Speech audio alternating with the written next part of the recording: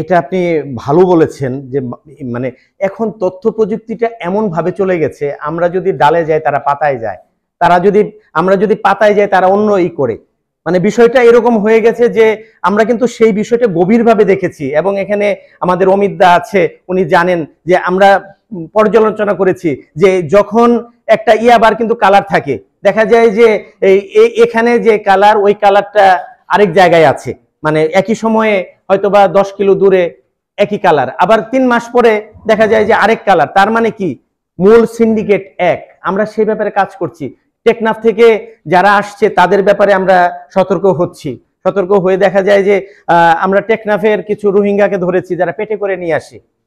হ্যাঁ, এবং আমাদের কিন্তু বিশ্ববিদ্যালয়ের একটা মনিটরিং আছে। আপনারা প্রক্টর স্যারের সাথে একদিন আমি শেয়ার করেছি, এখানে কে কে ব্যবসার সাথে জড়িত, কে কে আছে সেটা আমরা মানে আইডেন্টিফাই করার চেষ্টা করছি। যদিও আমাদের লজিস্টিক্সের অভাব আছে, আমাদের কি বলে অভাব নাই, আমরা চেষ্টা করছি। ধন্যবাদ। জি স্যার বলুন।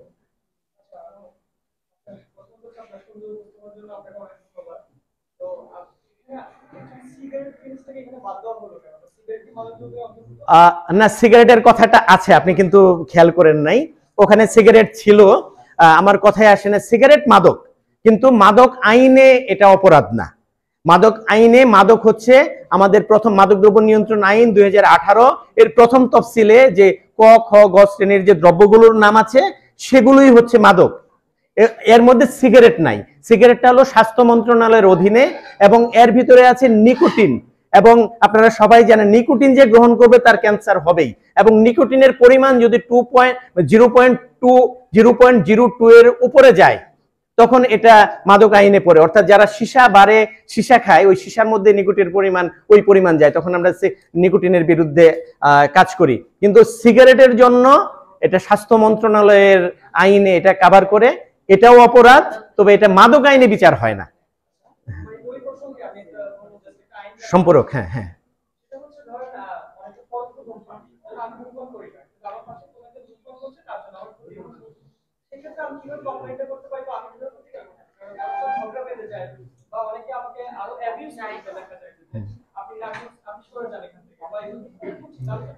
যে এই যে আপনার উপলব্ধি হলো, এটাই সামাজিক আন্দোলন গড়ে তুলতে হবে। আমাদের মাননীয় প্রধানমন্ত্রী 2040 সালে এই ধূমপানকে জিরোতে নিয়ে আসার জন্য চেষ্টা করছেন এবং আমরাও বিভিন্ন পরিকল্পনা দিচ্ছি। যেমন আমি একটা পরিকল্পনা দিয়েছি, যারা যেন প্রত্যেকটা জায়গায় বিদেশে যেরকম থাকে স্মোকিং জোন, তারা স্মোকিং জোনে স্মোক করবে এবং যারা 18 বছরের নিচে তাদের কাছে যেন সিগারেট বিক্রি করা না হয়।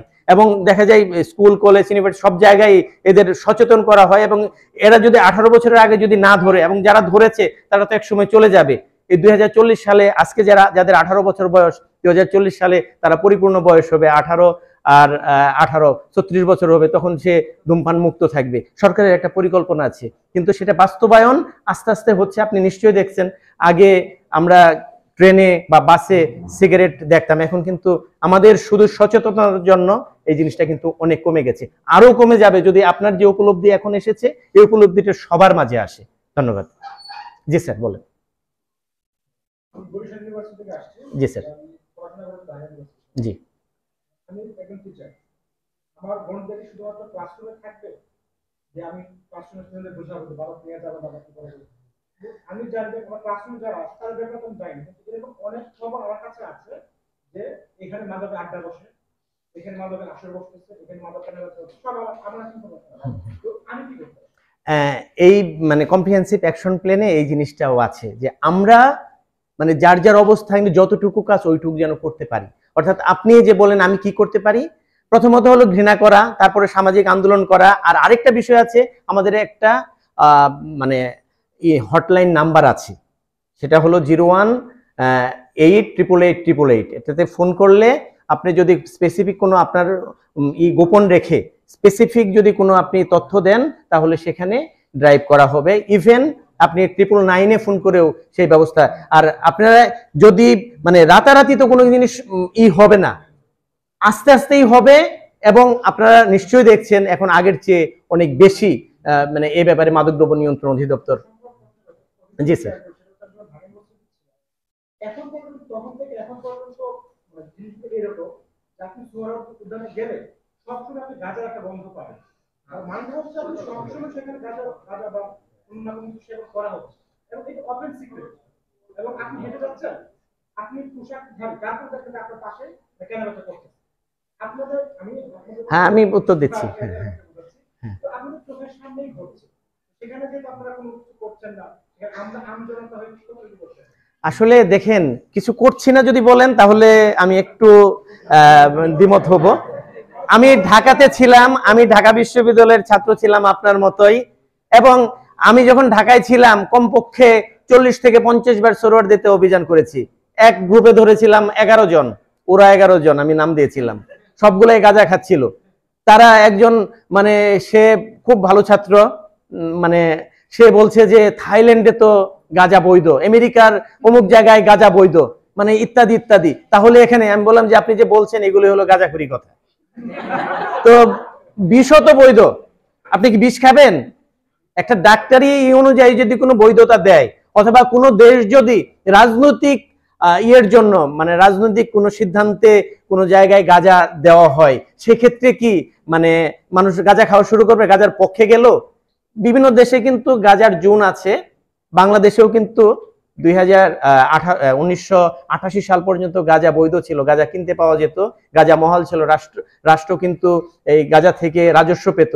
এবং 1857 সালে ইস্ট ইন্ডিয়া কোম্পানি কিন্তু ওই যে আফিম থেকে এই নেওয়ার জন্য, রেভিনিউ নেওয়ার জন্য আফিম অ্যাক্ট করেছিল, এবং সেখান থেকে তারা রেভিনিউ নিত।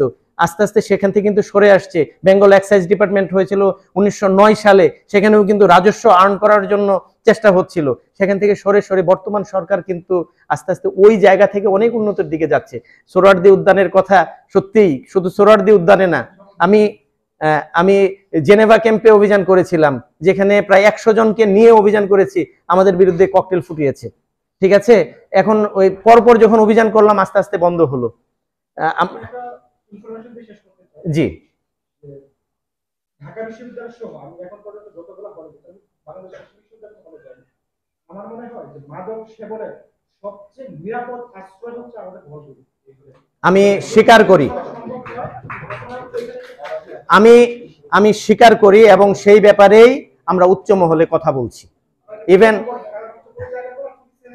আমার মনে হয় প্রশ্ন স্যারেরা আছেন, তো এই শেষ প্রশ্নটা নেই, কে বলবেন?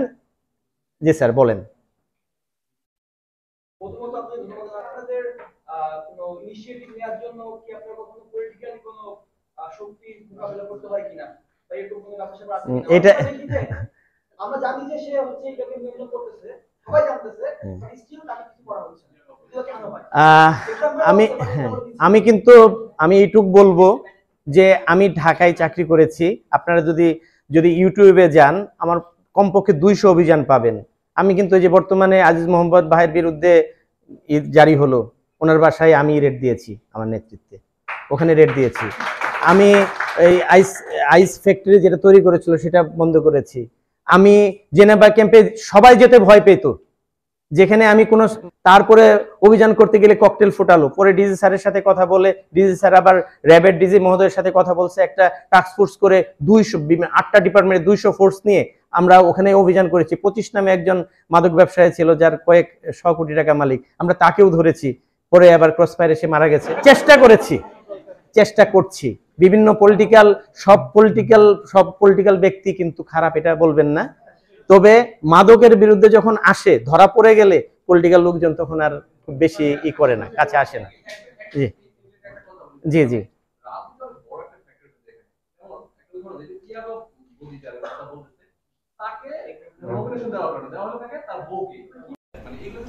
আমি এই ব্যাপারে যাব না, শুধু এইটুকু বলবো, আমি এই শেষ করি এইটুকু দিয়ে, যে গদি যে মাদক ব্যবসার সাথে জড়িত, সেই গোপন তথ্যটা আমি যখন চট্টগ্রামের মানে অ্যাসিস্ট্যান্ট ডাইরেক্টর গোয়েন্দায় ছিলাম, তখন তার নাম সবাই বাদ দিয়ে দেয়, পরে স্যারদের নিয়ে বসলাম যে সে তো আছে, পরে আমাদের যে গোয়েন্দা তথ্য, সেই তথ্যে ওনার নাম প্রথম গিয়েছিল স্বরাষ্ট্র মন্ত্রণালয়ে। এখানে আমরা যখন প্রথমদিন আসলাম, আমরা 2-3 জন হাঁটতে নদীর পাড়ে গেলাম, মানে ইশাকা হল থেকে বের হয়ে জানে যাওয়ার পরে কিছু ছেলেমেলে দেখলাম তো বলতেছে এদিকে যে না কি তো এইটা পুরো যেন গাঁজা হয়ে গেল সবাই